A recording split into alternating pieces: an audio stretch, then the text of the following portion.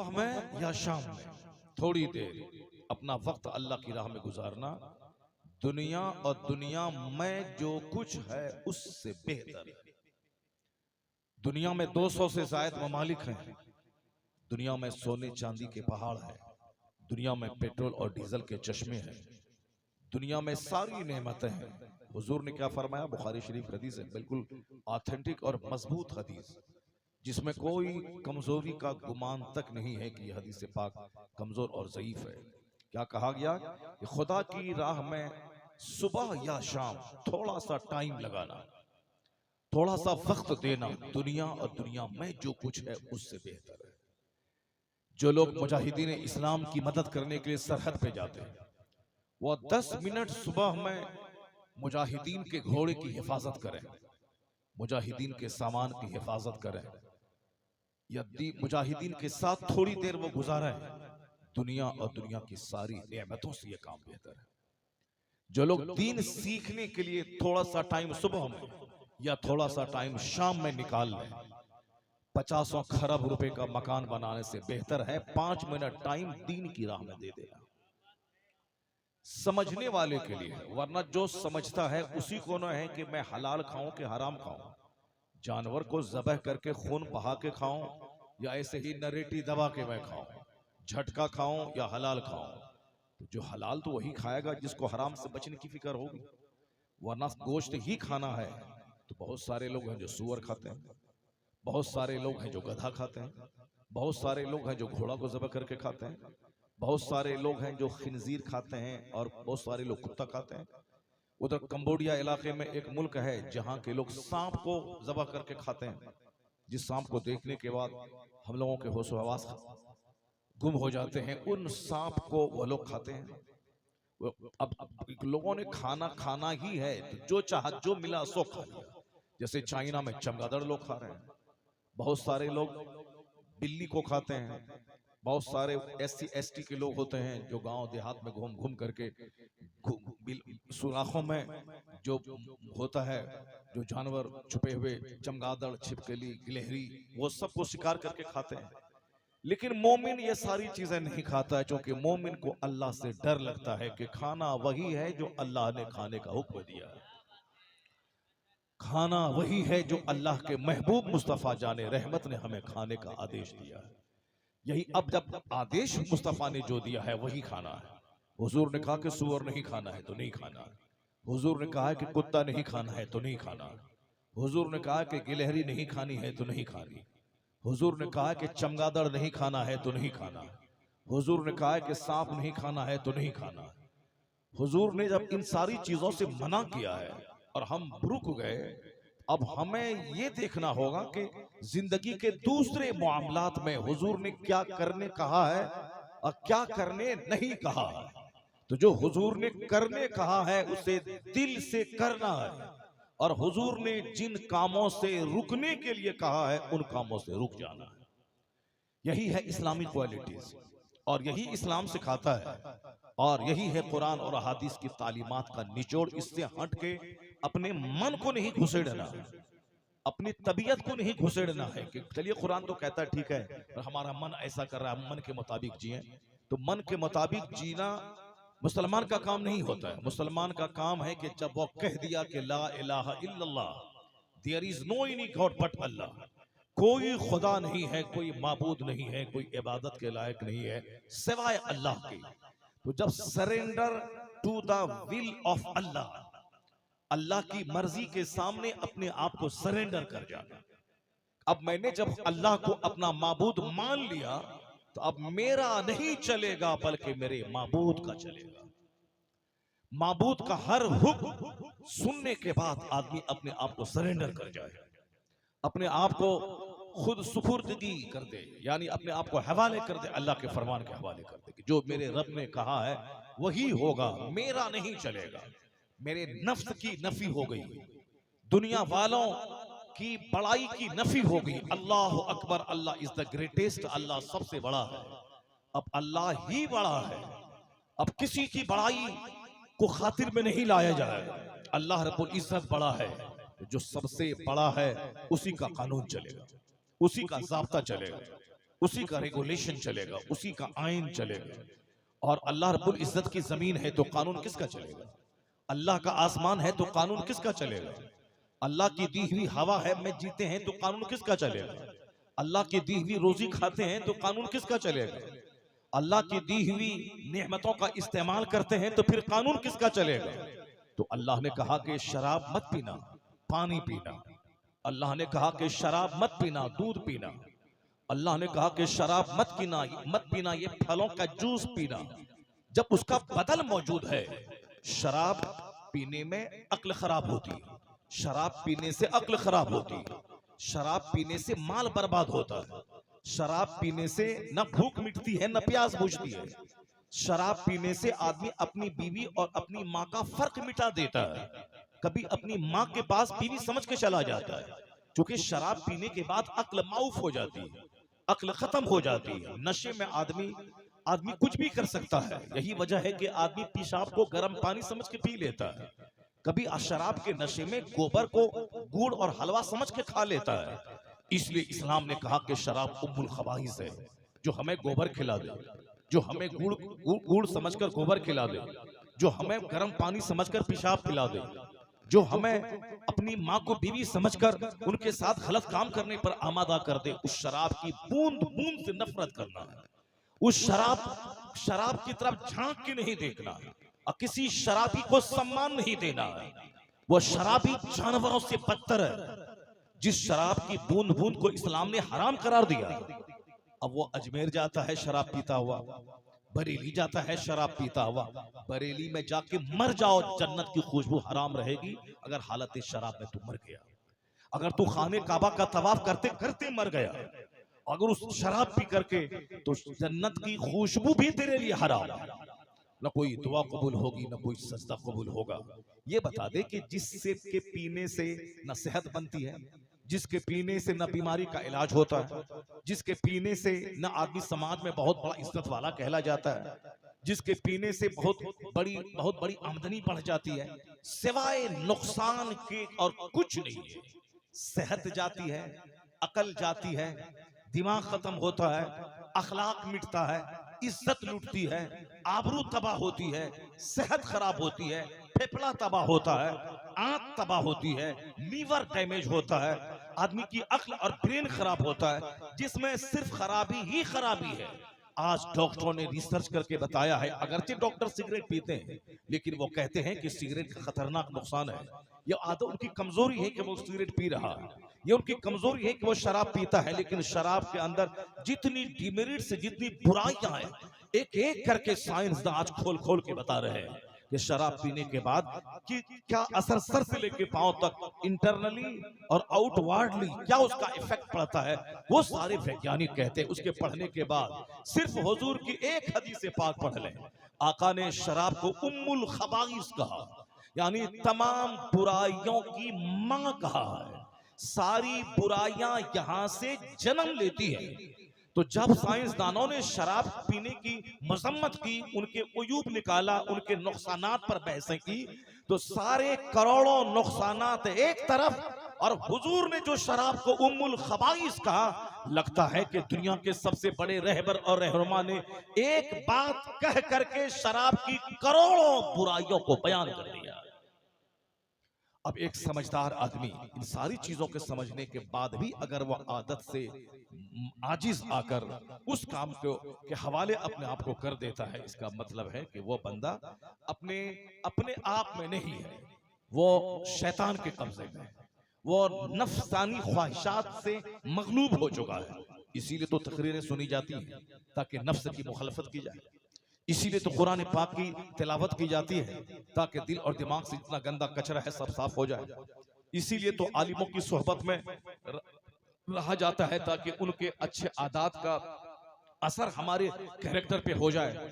इसीलिए जलसा होता है ताकि हम बुराइयों की शदीद मजम्मत को सुनने के बाद बुराइयों से नफरत करने लगे, अच्छे काम की खूबियां और उसके इनामात को सुनने के बाद अच्छे काम करने की तरफ हम लपक जाएं।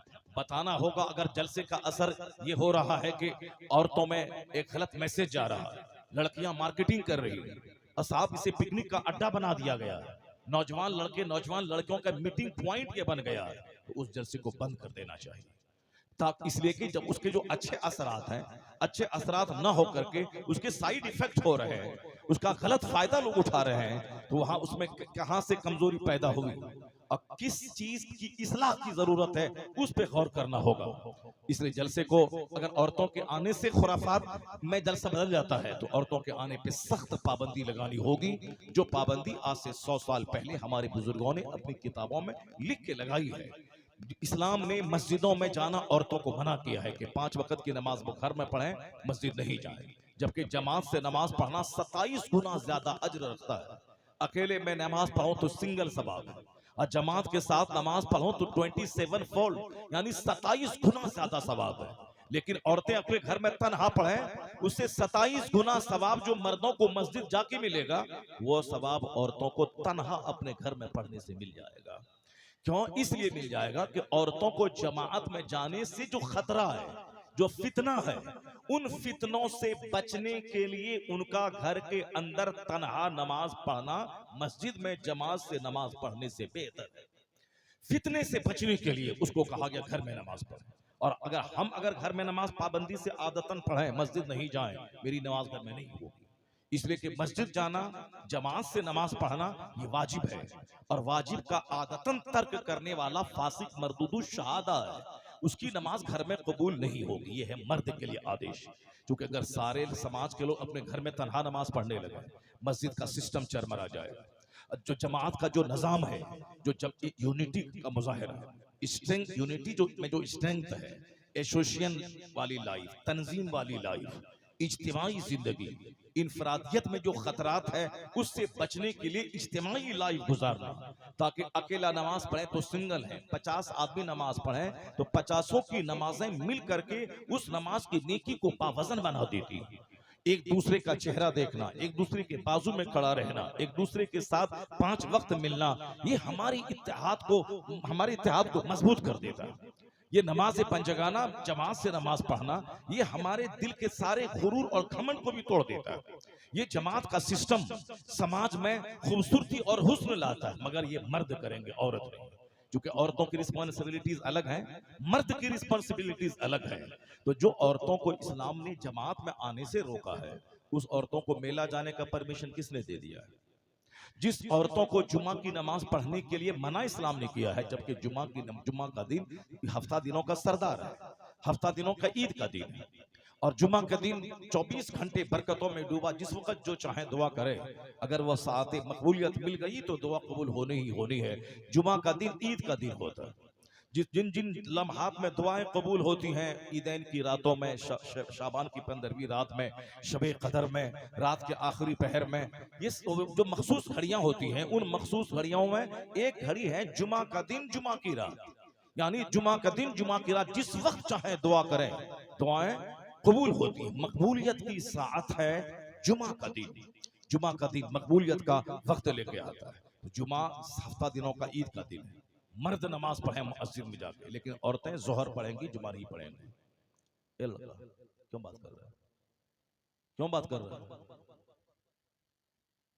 सीना सख्त हो गया है, लोगों का अखलाक मर चुका है, बस अब सिर्फ दफन होने की तैयारी है।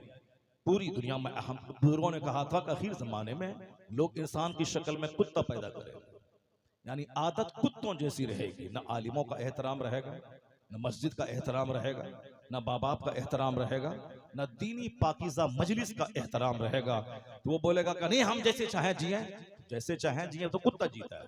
इसलिए बुजुर्गों ने कहा है कि आखिर जमाने में माँ के पेट से कुत्ता पैदा होगा। और इसको बुखारी शरीफ की सबसे पहली हदीस, जो हदीस से जिब्रील है, उस हदीस से जिब्रील में जो सबसे बड़ी हदीस है, जिसने कुरान पाक में 114 सूरतों में सबसे बड़ी सूरत तादाद के एतबार से नहीं, मर्तबे के एतबार से सूरह फातिहा है, सबसे बड़ी सूरत। इसीलिए नमाज की हर रकत में उस सूरत को पढ़ना जरूरी है। सूरह फातिहा है, उसी तरीके से हदीस पाक में जितनी हदीसें, लाखों हदीसें, उनमें सबसे बड़ी हदीस जो मकाम सूरह फातिहा का कुरान में है, वही हदीसों के ज़ख़ीरे में हदीस जिब्रील का है। वो हदीस जिब्रील उमर इब्न खत्ताब रज़ी अल्लाह तआला अन्हु से जो हदीस मरवी है, जिसमें जिब्रील अमीन इंसानी शक्ल में हुजूर के पास आकर के उन्होंने हुजूर से सवाल किया था, हुजूर ने जवाब दिया था। फिर बाद में हुजूर ने सहाबा से पूछा, तुम लोगों ने जाना कि ये कौन था? तो आप सहाबा ने कहा, नहीं, अल्लाह रसूल ही बेहतर जाने। कहा, ये जिब्रील थे जो इंसान की शक्ल में आए थे और तुम लोगों को दीन सिखाने के लिए आए थे।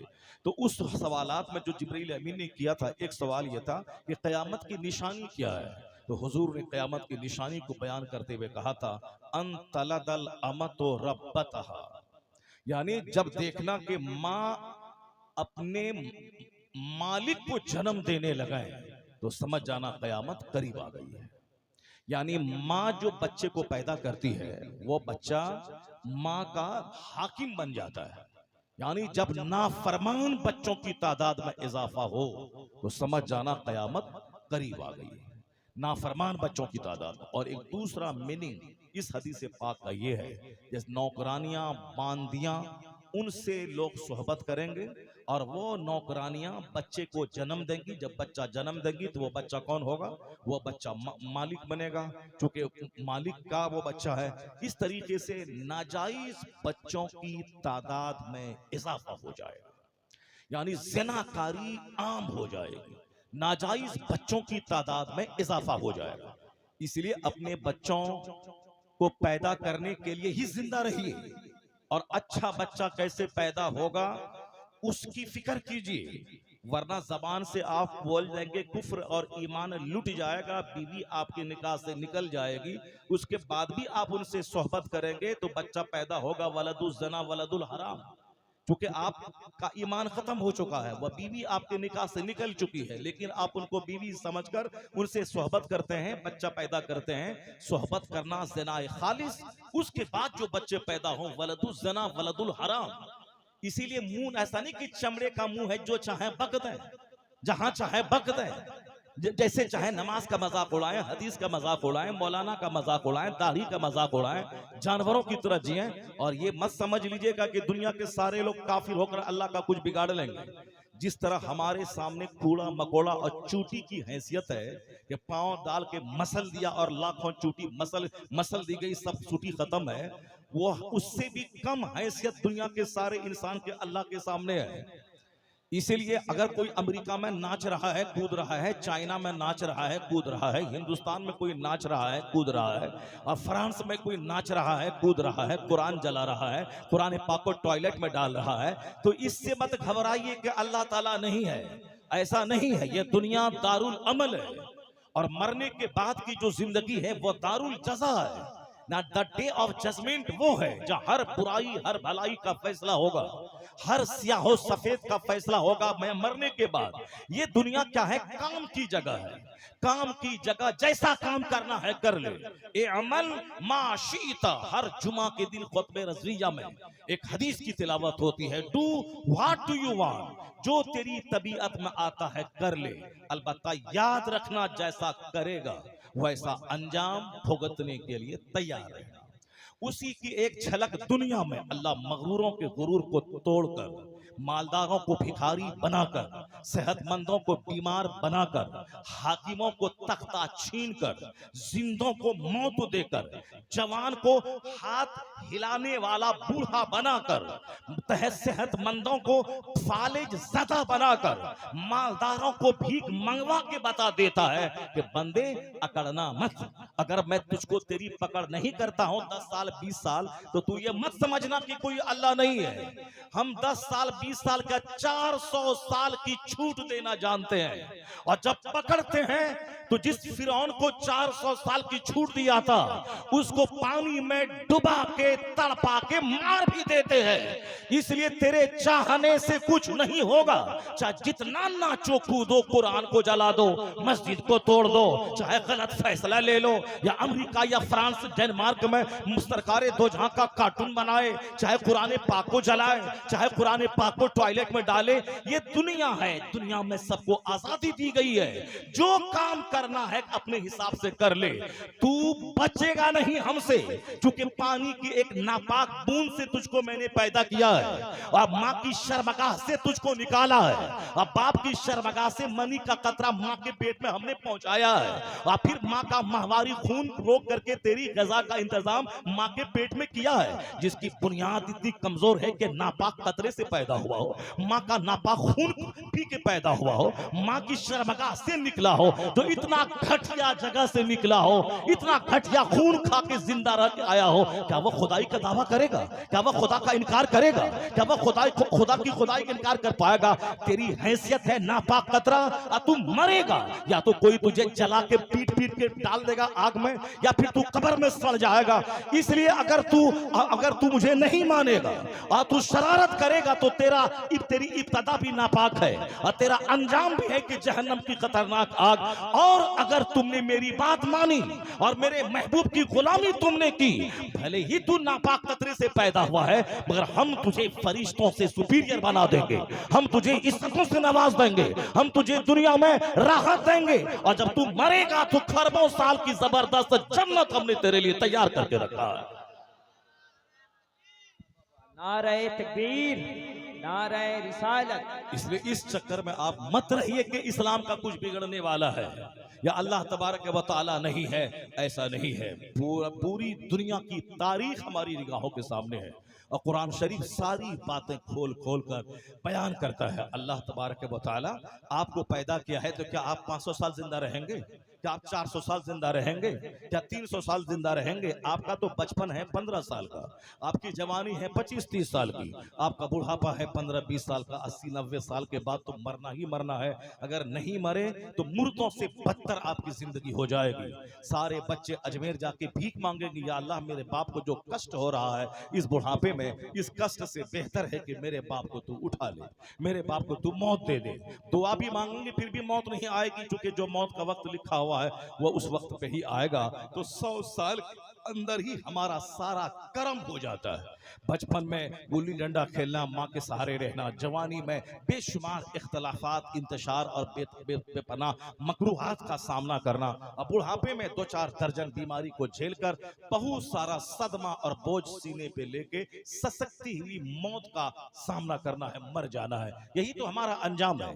100 साल पहले जो पैदा हुआ था वो आज नहीं है, और आज जो है वो 100 साल के बाद नहीं रहेगा, मगर अल्लाह हमेशा से है, अल्लाह हमेशा रहेगा।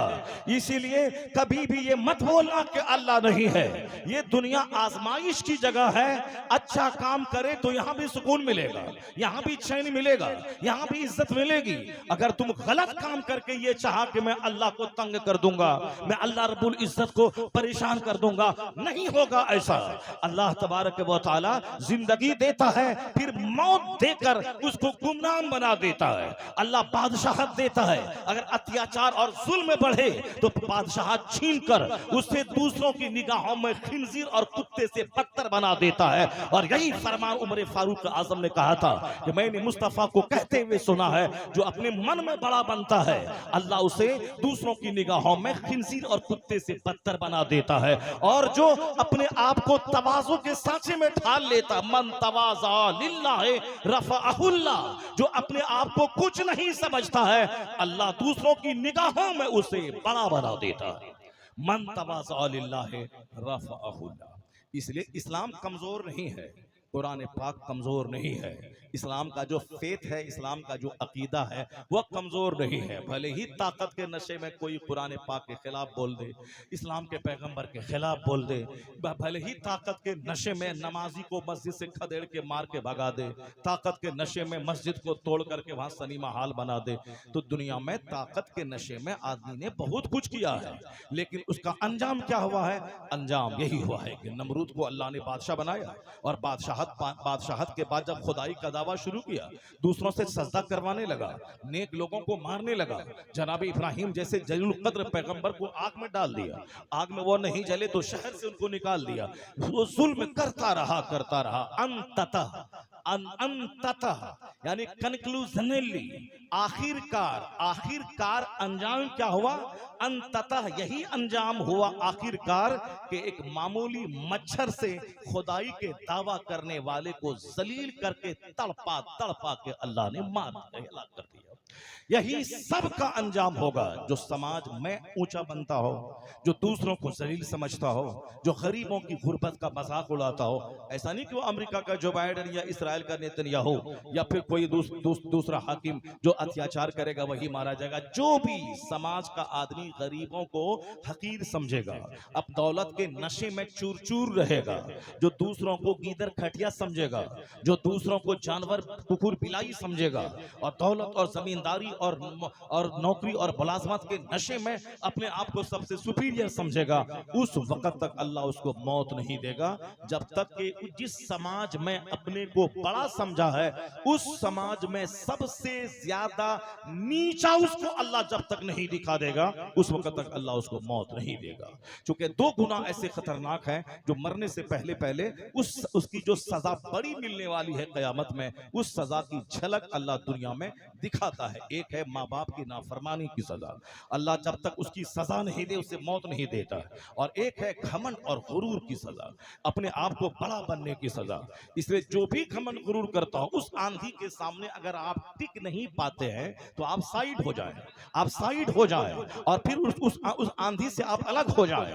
आंधी जब चलती है तो उसके सामने जो सीना तान के रहेगा वो तो आंधी तो उसको झुका देगी, आंधी तो उसको तोड़ देगी। जैसे जो दरख्त अकड़ा रहता है, आंधी जब चलती है तो वह दरख्त टूट जाता है, लेकिन जो दरख्त हिल करके झूम झाम करके वो आंधी चली तो झूम जाता है, इधर हो जाता है, उधर से आंधी चली इधर आ जाता है, आंधी खत्म हुई वो दरख्त फिर सीधा खड़ा हो जाता है। जो अकड़ा रहता है आंधी के सामने वो टूट जाता है। जब जुल्म की आंधी चले तो शरीफों को चाहिए कि साइड हो जाए। जब गुरूर की आंधी चले तो उस मगरूरों की आंधी के सामने शरीफ रास्ता खामोशी का और किनारा कशी का रास्ता इख्तियार कर ले। और वो वक्त आएगा कि आंधी खत्म होगी, अब वो सारे मगरूर टूट जाएंगे और जो आजिज़ो खाकसार होके रास्ते से हट गया, आंधी खत्म हुई, दोबारा फिर शरीफों को ही इज्जत मिल जाती है। वही शरीफ है पनपता है, वही दरख्त हरा भरा हो जाता है। अगर आपने समझ गया तो जुल्म सितम की आंधी के सामने ज्यादा अकड़ के मत रहिए, खामोश रहिए, अपनी रूहानियत को इजाफा करते रहिए, नमाज रोजे हज और ज़कात से रिश्ता जोड़े रखिए, अपने रब्बे करीम से हमेशा गुनाहों की माफी मांगी और अल्लाह रब्बुल इज्जत से मदद की हमेशा दरखास्त करते रहिए। और फिर अल्लाह तबारक व तआला उन मगरूरों को सजा देगा, एक एक को चुन चुन करके नमरूद की तरह कैफिर किरदार तक पहुंचाएगा। और जो कुरान पढ़ता रहा, नमाज पढ़ता रहा, सजदा करता रहा, अपने आप को गुनाहों से बचाता रहा, लोग उसे जलील समझते रहे, तो अल्लाह ताला मगरूरों को सजा देने के बाद इन शरीफों को जो जन्नत वहां देने वाला है उस जन्नत की हवा इस दुनिया में अल्लाह अता फरमाएगा, उस जन्नत की हवा इस दुनिया में अल्लाह अता फरमाएगा। अल्लाह तबारक व तआला हम सबों को दीनी मजलिसों की कद्र करने और दीनी मजलिसों से फ़ायदा उठाने की तौफीक अता फरमाए। अगर आपने मेरी तमहीदी गुफ्तगू अगर आपने सुन लिया तो आज मैं 4 घंटे खिताब करने नहीं जा रहा हूँ, आज मैं 2 घंटा भी खिताब करने नहीं जा रहा हूँ, बस सिर्फ एक हदीस में पढ़ता हूँ। उस हदीस पाक को आप गौर से सुने, सारे मर्द भी सुन लें और सारी औरतें भी सुन लें, सारे लोग गौर से सुन लें। सिर्फ एक हदीस पाक पढ़ता हूँ, अगर उस हदीस पाक पढ़